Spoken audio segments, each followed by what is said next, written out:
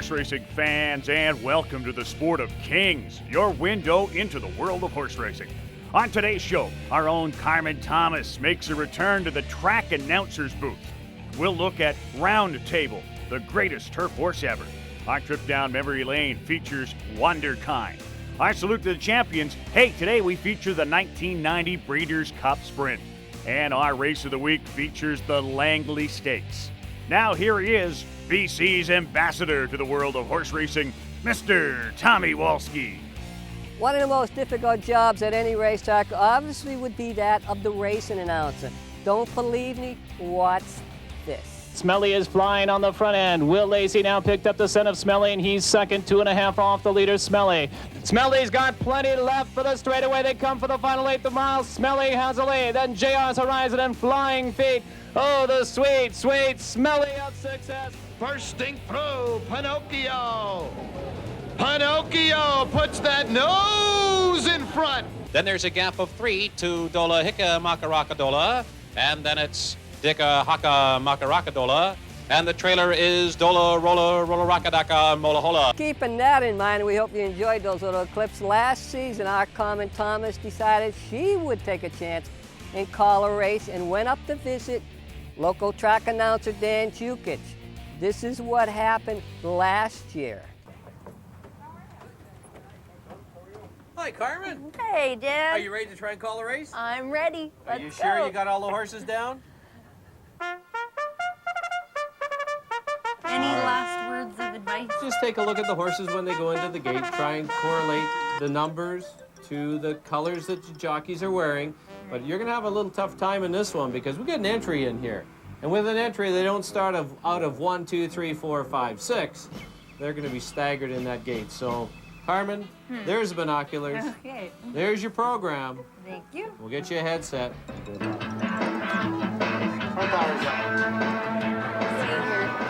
Okay, they're in the starting gate. And there they go. The horses are out of the starting gate now. They're going pretty fast there. Looks like early lead would be the one that Nikki's on. Got that kind of pinkish silk going on there. I think that is. Just a second, just need to look at the program here for a second. Caledonia Road is in the front there. And second is Pedro. Yeah, Pedro. Nihilator is second. Okay, they are already through that first turn there. And yeah, the third and the fourth horses there are kind of close. I can't actually see. Yeah, sorry, the early trailer is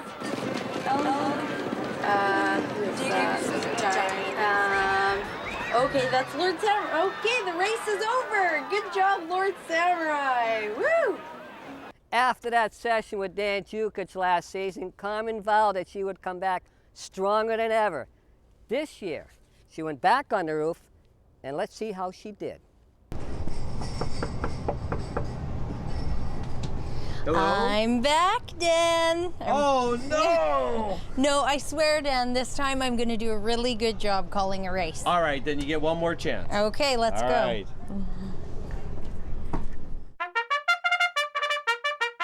They're loading for the first race at Hastings Racecourse. This is 6.5 furlongs for 3-year-old fillies. It's a 6-horse field. And they're at the post. There they go. Joe Leather quick at the break. Free Society drives up on the outside to challenge. Kate Kativa in third, angling towards the inside, Miss Nosy Rosie, followed by Mucha Muchacha and Magnetically. Under the line for the first time, it's Joe Leather showing the way by 3/4 of a length.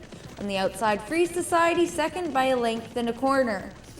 Miss Nosy Rosie and Kate Kativa together, a length and a half back now. Mucha Muchacha and Magnetically went through the opening quarter in 22-1. As they turn towards the back stretch quickly, Joe Leather has opened up to a 4-length lead.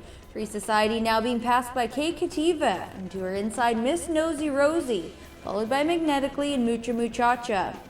They've passed the 5/16 marker, the half in 45 and 4. And Joe Leather now by 2. It's Kay Kativa in second. Miss Nosy Rosie, Magnetically. Mucha Muchacha still got about 6 to make up, and Free Society. As they get set to turn for home, it's Joe Leather by a length and a half. Kay Kativa, Magnetically, and Mucha Muchacha on the extreme outside. Miss Nosy Rosie at the rail. Joe Leather is driving, Kay Kativa, and here's Mucha Muchacha going right on by. It'll be Mucha Muchacha to score, Kay Kativa second, tight boat over third, Magnetically, and at the rail, Joe Leather. Today in our memory lane portion of the program, we're traveling back in time quite a few years. We're taking you out I-5 to Washington State. You're going to be at the old Long Acres Racetrack near Seattle. The horse you'll be watching will be Wonderkind, trained by Dave Forster. The race is the British Columbia Handicap once again. 1983. After the race, we'll get you caught up with what has happened to Wonderkind. Memory Lane is brought to you by the Sport of Kings website, your window into the internet world of horse racing. There out of the turn into the stretch, Musical Boy has the lead, Wonderkind in second. Kai Alta is third, Lord Advocate is fourth, then it is Native Chic. And down the stretch, Wonderkind and Musical Boy. Now those two are neck and neck. Wonderkind on the outside and Musical Boy. It's Wonderkind. Wonderkind was a really good racehorse, Tom. Very, very good racehorse. Probably the best I've ever had. Wonderkind died about 6 years ago, 7 years ago. Died of throat cancer, believe it or not. He was, I think, 17 or 18 years old. One of the smartest and kindest horses I was ever around. Don't go away. The Sport of Kings will be right back.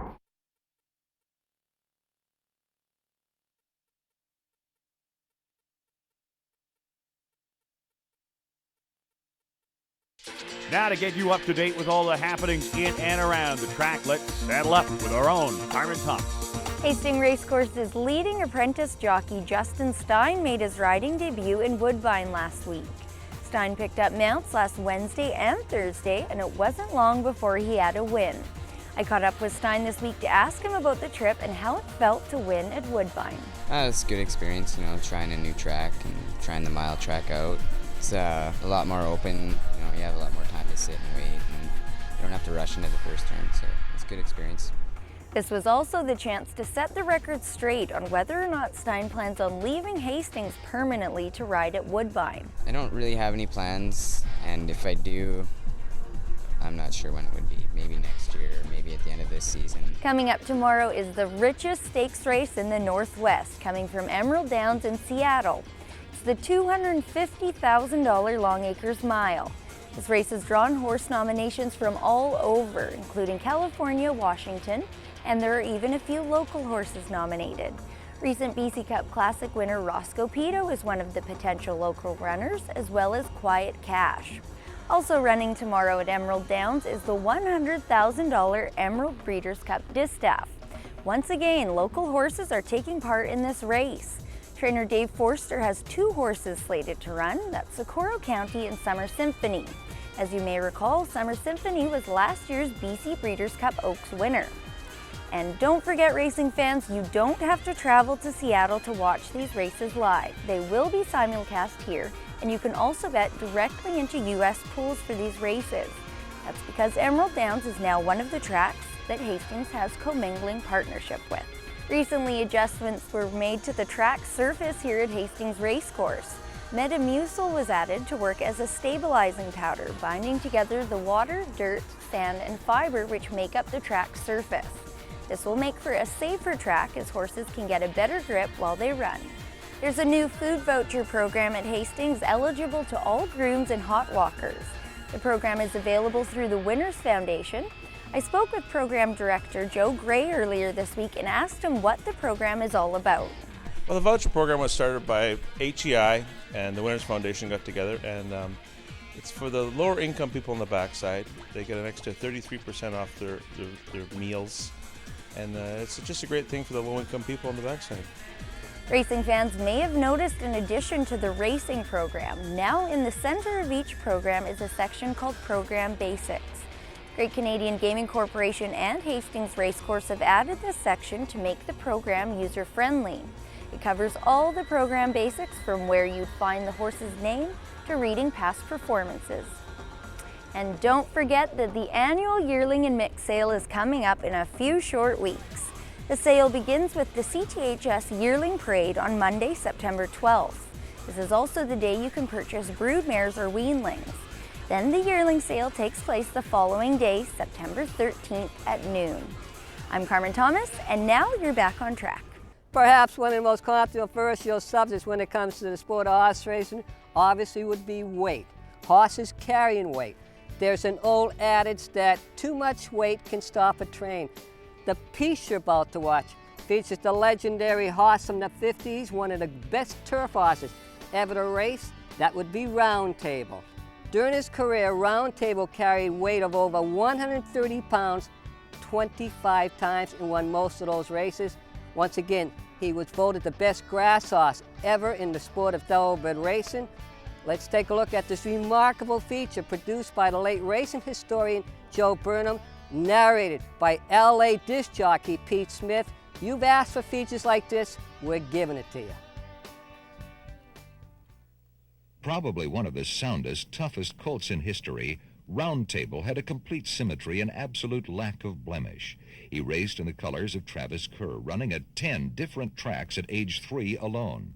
He had been purchased at 3 from A.B. Hancock of Claiborne Farm in Kentucky, where Round Table was foaled, being by Prince Quillo from Knight's Daughter. After a very successful year at 3, Round Table carried top weight of 130 pounds in the next year's Santa Anita Handicap. It's Round Table by a head. Terang is second, driving hard. Antonine is third. Porterhouse is fourth. It's Round Table driving hard. And Terang. It's Round Table and Terang. Round Table in front by 3/4 of a length and coming away. They come down the line and finish. Round Table winning it. Going away by 2 lengths. Terang is second, 3 lengths. Porterhouse is third.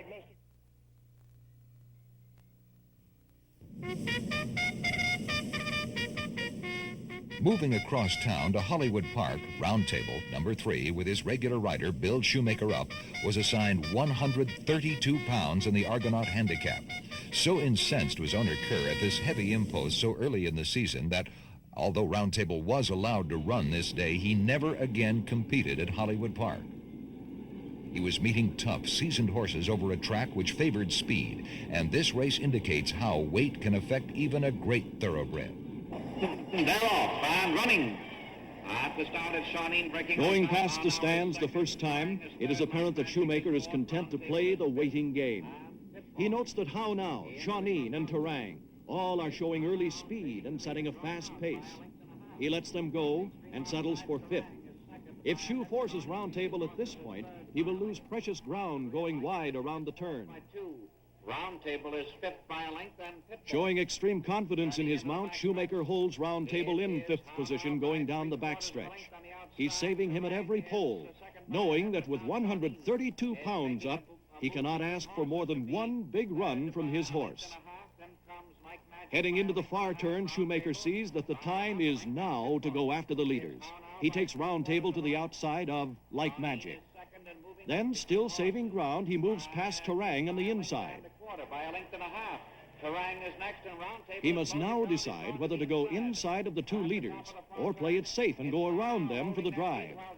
How Now shows he still has plenty of run and won't give up that rail.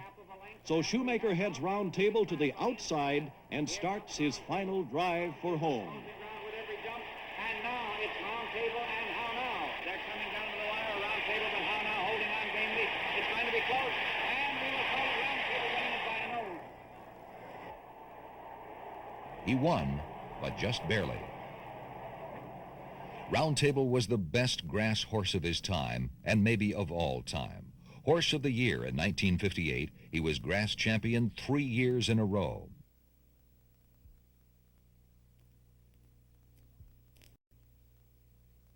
Some of his races were simply amazing. In the 1958 Lawrence Armour at Arlington Park in Chicago, Round Table was boxed and blocked almost all the way behind Aisha, Clem, and Hoop Band.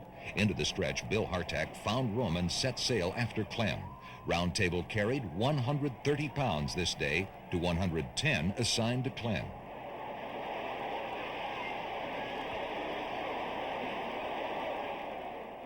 It looked impossible, but Hardtack laid his silken nose on the finish line at the last possible moment. And they're off. Era going to the lead, followed by Round Table, Wiggle, Terrain, Jack Ketch, Anxious Moment. In the 1959 Arlington Handicap, Round Table #1 was the defending champion, having won in 1958 with 130 pounds. This year he carried 132 and faced 1957 winner Manassas, who carried but 112. Bill Shoemaker rode. Here they come. That's Round Table leading by a length and a half. Manassas is second on the rail. New Written closing ground third in Anxious Moment. That's Round Table along the rail. Manassas on the outside. New Written. They come to the wire. Round Table wins by a neck. Manassas was second. New Written. Round Table won 14 of 16 starts on grass in an era of few grass courses and large competitive fields.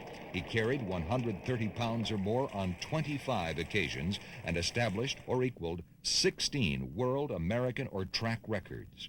He retired as leading money earner and kept that title until surpassed by the great gelding Kelso. A.B. Hancock was acutely aware of Round Table's classic pedigree when he sold him for $175,000. That sale at Hialeah early in 1957 carried an agreement that the colt would return to Claiborne Farm to stand at stud when his racing days were over. Round Table lived a long, productive life in the bluegrass, siring more than 80 stakes winners, surrounded by friends and admirers. Hey, horse racing fans, did you miss this year's BC Cup? All the racing excitement and behind-the-scenes action can be yours. You can purchase a copy of the Sport of King BC Cup Special. It's easy to do. It can be ordered on the Sport of Kings TV website. Don't go away. The Sport of Kings will be right back.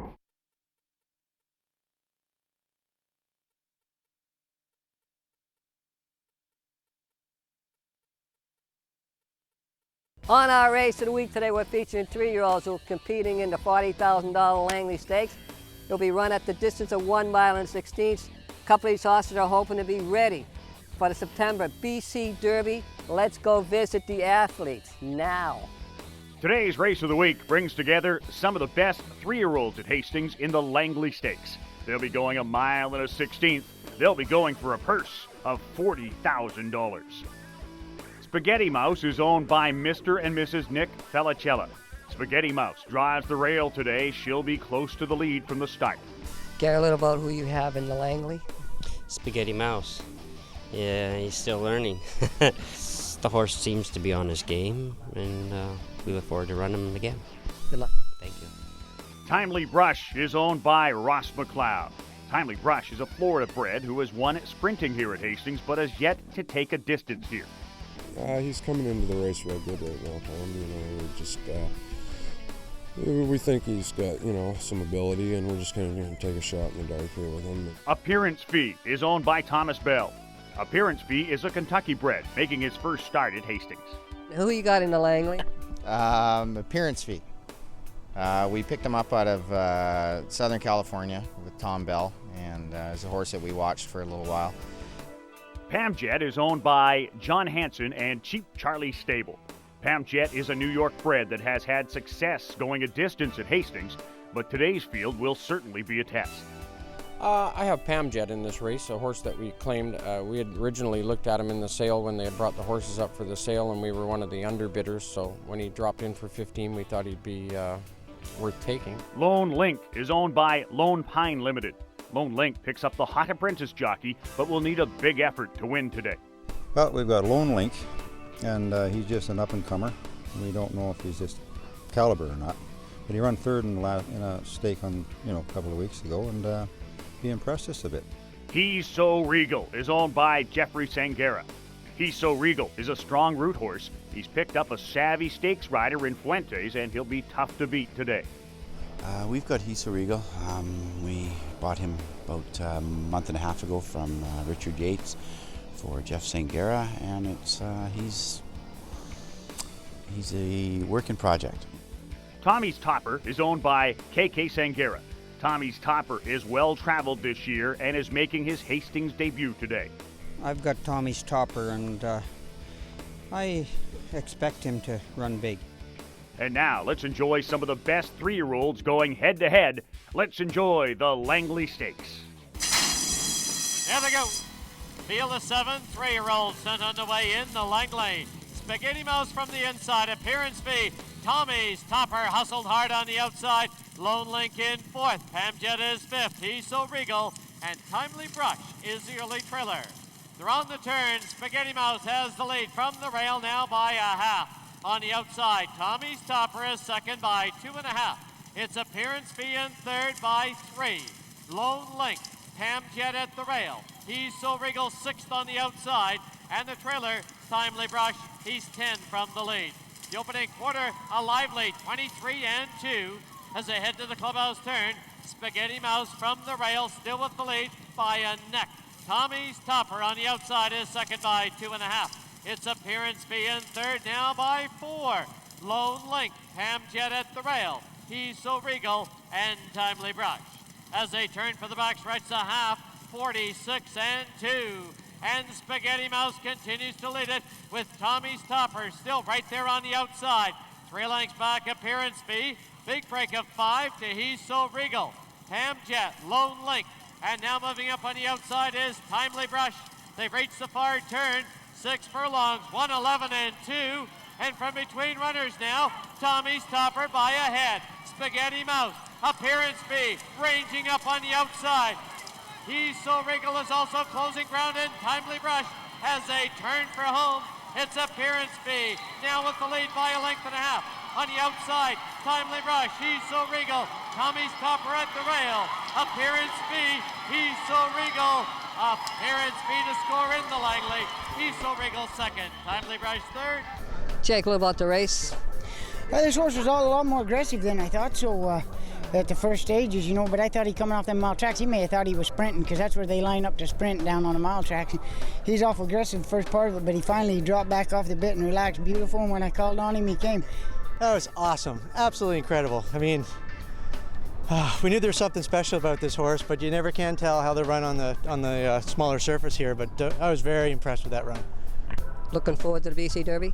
Well, as I said before, if he deserves to be there, we're going to put him in, and if he stays healthy, and you know, I think we might see him there. Time now for Sport of Kings trivia, and here is today's trivia question. Which horse has won the most stakes races at Exhibition and/or Hastings Park? We'll have the answer in just a moment.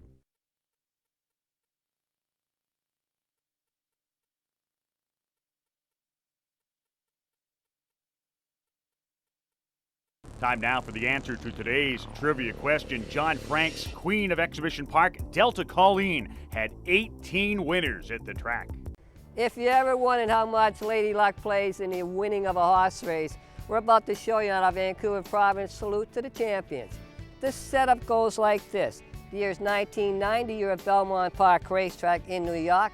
The race you're about to watch is the Breeders' Cup Sprint. It's worth $1 million. In this race, now here's the hook to the race. At the finish line, pay particular attention to Safely Kept and De Jour, especially De Jour, as right at the finish line, he does something strange that does cost his owners $1 million. Let's turn the microphone over to Tom Durkin. The Salute to the Champions is brought to you by the Province Sports, where you can read racing columnist Tommy Walski every week. The Province Sports and Tommy Walski, it all starts here. And they're off. And Safely Kept goes right to the lead. The filly champion quickly opens up here by 2 lengths. And on the far outside, De Jour is right there, and Glitterman is also mixing it up. De Jour mixing it up now with his American rivals. Carson City is up close to the pace. He's running along in 4th position. Potentiality is 5th. Dargai is now racing in 6th position. Mr. Nickerson has fallen. We have a spill on the turn. Shakernet went down, and Mr. Nickerson also down on the track. Spill on the far turn, and now the field moving toward the top of the stretch. It's De Jour fighting it out with last year's champion, Safely Kept. The English champion now has taken a short lead as they come to the top of the stretch. Safely Kept is right there in behind them. Glitterman is now running along in third. Black Tie Affair sweeps to the outside. Then Prospectors Gamble and Carson City. They hooked up at the start. They're still going at it. Safely Kept on the inside. Brave down to the final furlong. On the outside, Dejour, and neither giving way. A dramatic confrontation here as they come down to the final 16th. And it is Dejour who forges to the front. Safely Kept coming back at him. And Dejour took a bad step 10 feet from the wire. And Safely Kept comes on to snatch the victory in the final stride. Well, that's it for this edition of the Sport of Kings. Once again, on behalf of all of us, we would like to say thank you for allowing us to be your #1 television program when it comes to horse racing right here in British Columbia. One thing to leave you with, tomorrow, Long Acres Mile can be seen and wagered on right here at Hastings Racecourse, Fraser Downs. I'm Tommy Walski. Remember, keep them straight or you know what's going to happen. We are going to get you on that final turn.